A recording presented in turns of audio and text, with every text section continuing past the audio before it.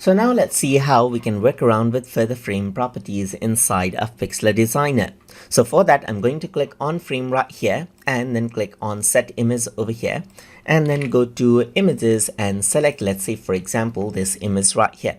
So now of course you can go around and change around the shape of the image as you like right here, just like this.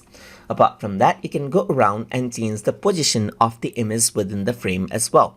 For example, you can go around and click on position frame, and once you do that, you get this selection as you can see right here. You can go around and click and drag around the image wherever you want, just like this, by clicking and dragging over here and position the image within the frame as well.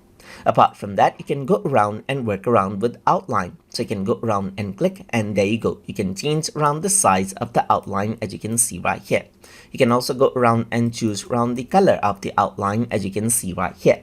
Apart from that, you can go around and work around with the shadow properties as well. You can choose the color of the shadows, the blur level of the shadows, the distance of the shadows, the direction of the shadows, and the opacity of the shadows as you can see right here. So these are all you have.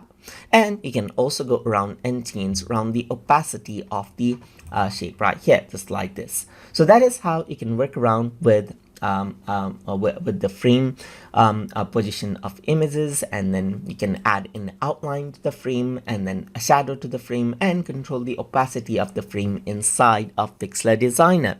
So hope you guys learned something as always, and as always, please like, comment, share, and subscribe.